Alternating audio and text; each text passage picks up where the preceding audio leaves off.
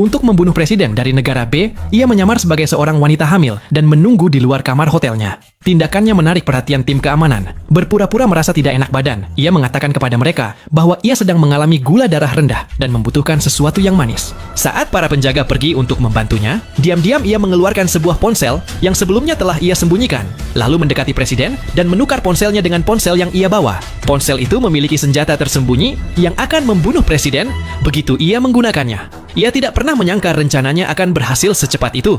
Sebelum sempat meninggalkan hotel, presiden sudah tewas. Kepala keamanan segera memerintahkan semua pintu keluar untuk diblokir dan menginstruksikan timnya agar tidak membiarkan siapapun yang mencurigakan melarikan diri. Tepat ketika Lisa masuk ke dalam lift, seorang penjaga keamanan yang sedang menuju lantai 1 melihatnya. Karena ia satu-satunya wajah asing di hotel itu, kecurigaan langsung tertuju padanya. Tiba-tiba, Lisa mengambil langkah pertama, membuat pria itu terkejut. Sang penjaga dengan cepat mengeluarkan sebilah belati untuk melawan. Terjebak dalam perkelahian dengan penjaga itu, Lisa tidak bisa melarikan diri. Bahkan ketika lift mencapai lantai dasar, ia tidak sempat kabur dan terpaksa membiarkannya naik kembali. Saat itu, pertarungan mereka hampir berakhir. Perut palsu yang dipakainya berhasil melindunginya dari tusukan mematikan. Ketika penjaga itu masih kebingungan, Lisa menggunakan seluruh kekuatannya untuk menekannya ke lantai dan membunuhnya. Pada saat itu, pintu lift terbuka kembali. Tanpa pilihan lain, Lisa mengambil pistol penjaga tersebut dan bergegas keluar. Dengan keterampilan menembak dan gerakan cepatnya, ia berhasil mencapai tangga darurat dengan selamat.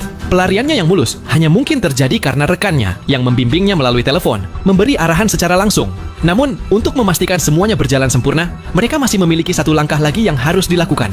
Lisa berlari kembali ke aula perjamuan dan mulai menembaki jendela, menghancurkan kaca. Lalu ia mengambil sebuah kursi dan melemparkannya keluar, membuat orang-orang di jalanan bawah ketakutan. Ketika tim keamanan datang, mereka keliru mengira Lisa sudah melompat dan kabur. Padahal, itu hanya trik untuk mengalihkan perhatian mereka. Pada saat yang sama, Lisa sebenarnya berada di tangga darurat, sedang berganti pakaian. Ia melepas perut palsu dan kembali berdandan sebagai seorang pelayan.